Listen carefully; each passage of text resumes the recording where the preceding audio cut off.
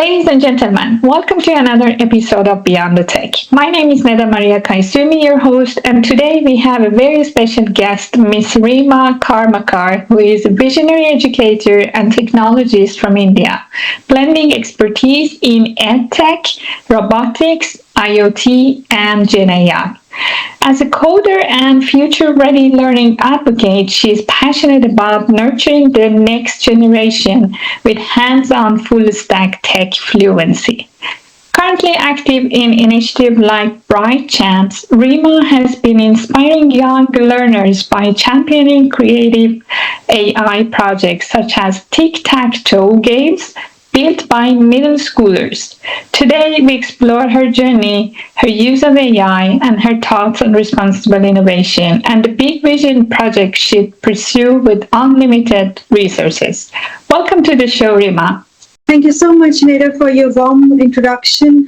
It's my pleasure to be here today, and I'm really grateful that you have invited me on your podcast. Thank you.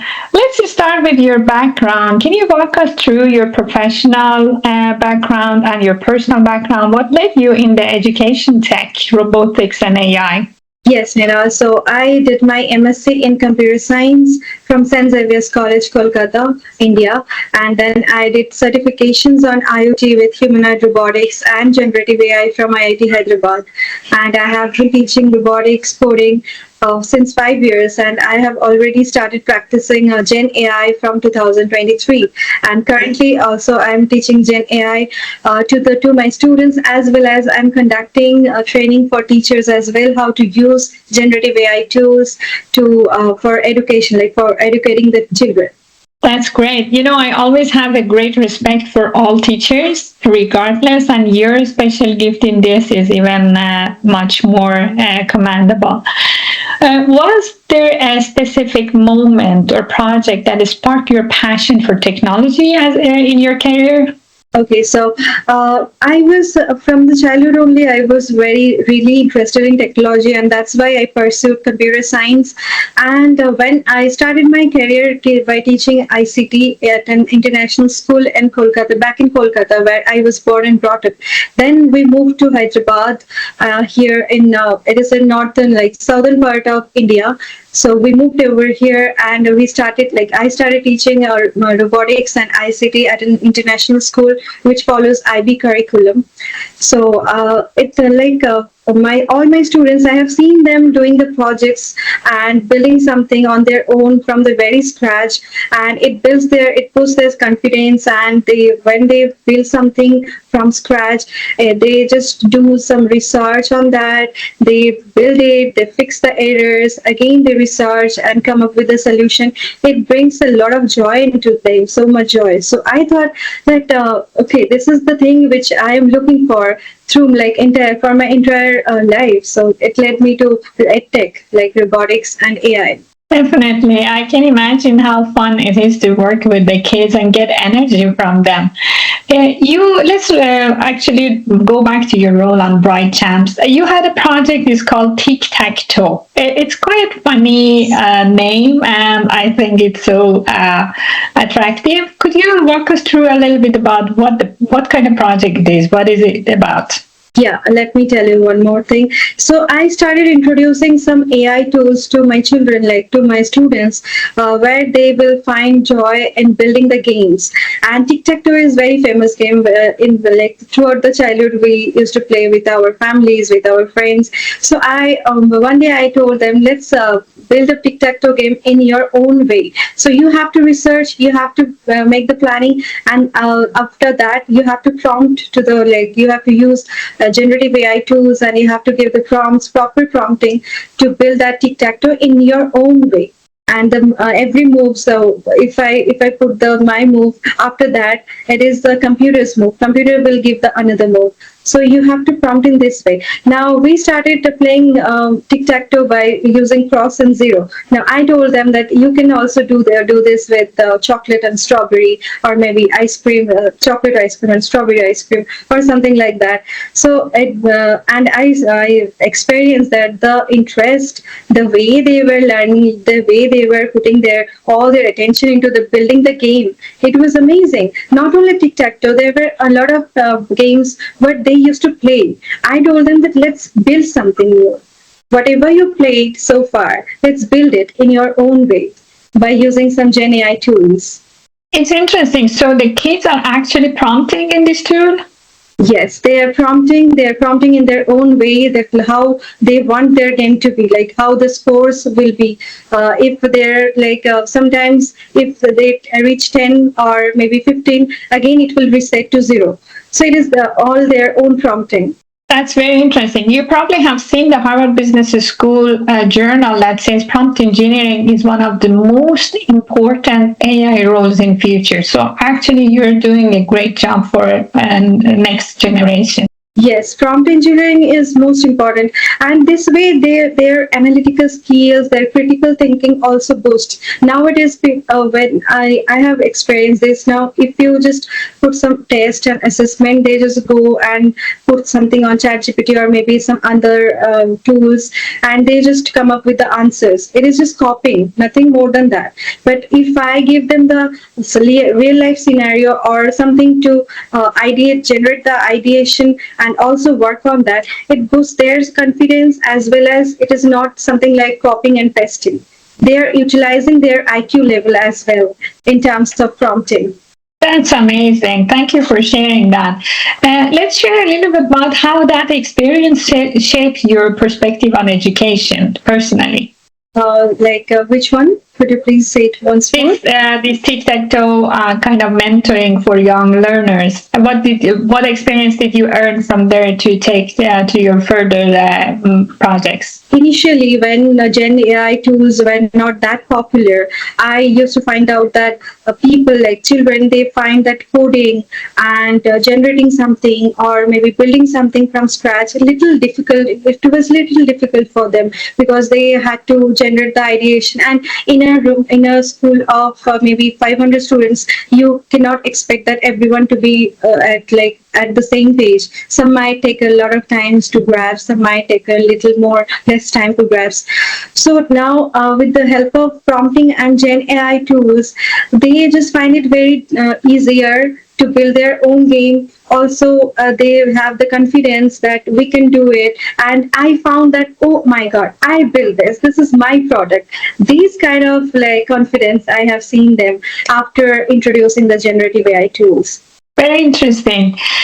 What are your go-to tools or platforms or frameworks in day-to-day AI, robotics, and IoT as technologist? So as I said that I not only teach my children, like my students, using generative AI tools, also I use personally to make lesson plans, generate rubrics, generate quizzes, assessment. It really helps me a lot because it reduces the time. I used to spend a lot of time planning the entire lesson plan of the entire year, then the quizzes, and each and every assessment question papers. So now it has been really very helpful for me to using these tools. And I use Magic School.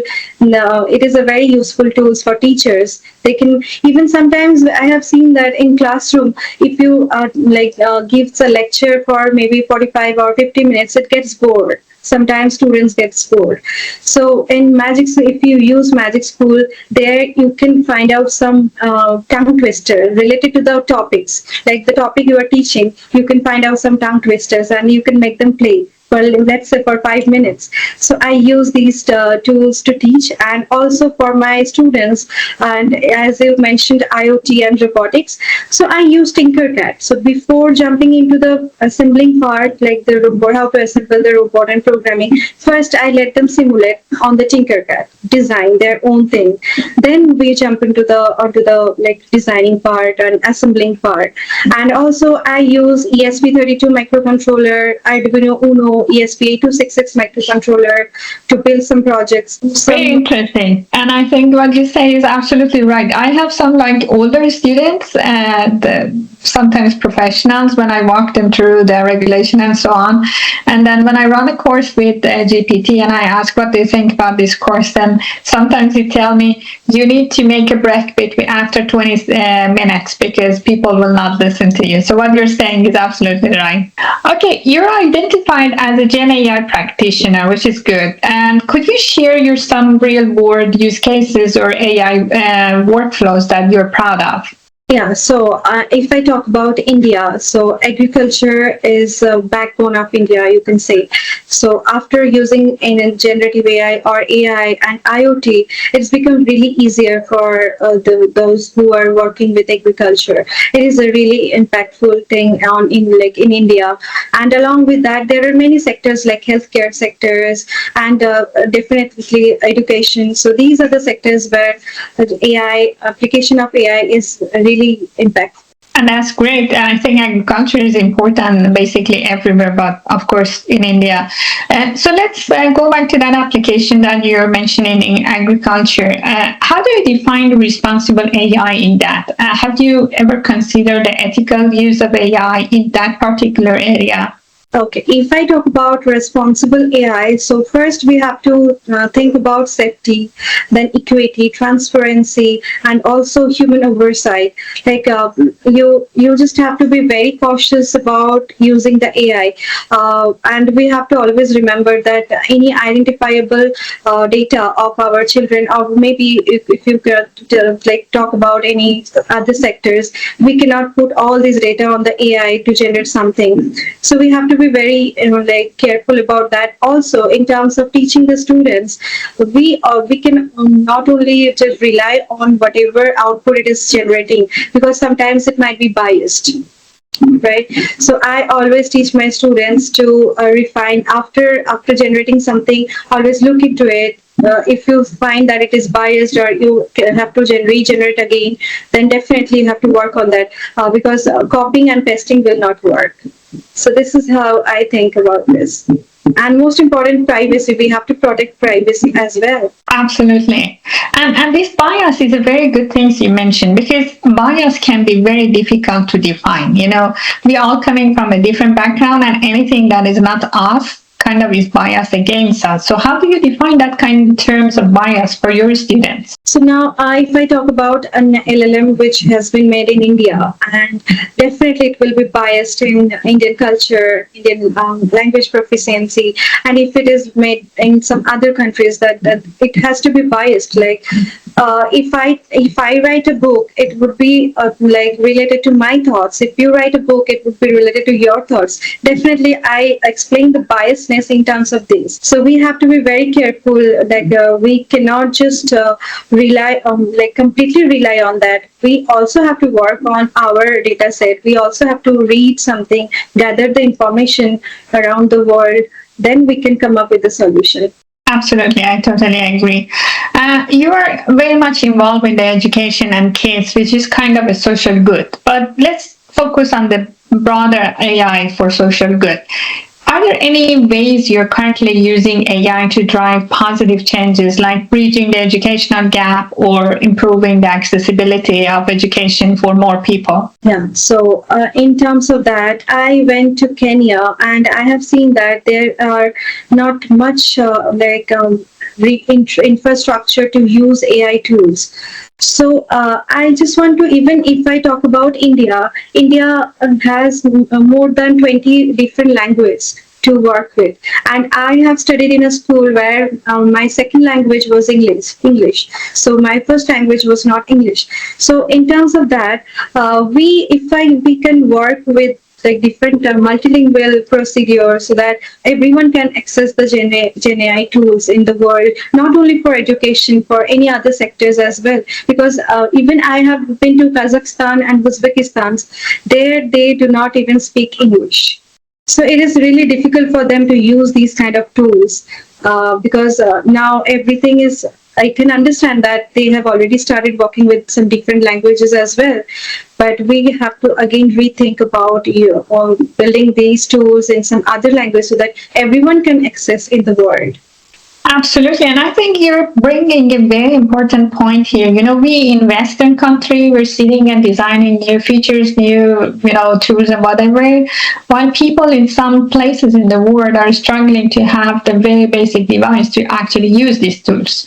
So I think this is a very good dilemma for social goods when people are talking about digitization. So they have to think about the broader population of the world rather than the area that they live. Important points, I guess. Well, what ethical or social challenges have you encountered when integrating AI into education, and how did you address them? Like what you said. So, how do you address them?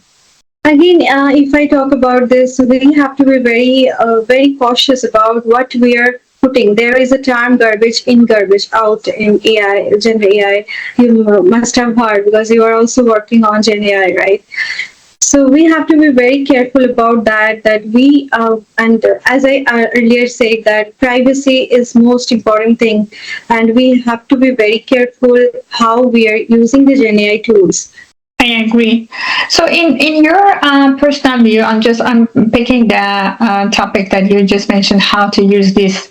So, what should every educator or student know about AI, and what kind of skills or mindset they should have to use both Gen AI and other type of AI tools? First of all, which I tell my students, so whenever you will use any generative AI tool, make sure about your prompting. Nowadays, we can even upload the pictures. So I also make sure that do not upload any of your personal chat or personal picture or personal data set. So if you at all have to work with the data set, make sure to create a dummy data set and then you work on that so that you get the framework and you can apply.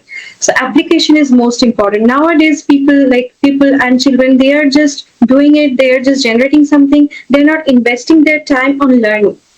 So it is very important so that they can learn. Now I'm very happy that ChatGPT brought that study mode where if you type the thing, it will not give you the answer. It will give you the explanation, and it will really help our children to study, to learn something.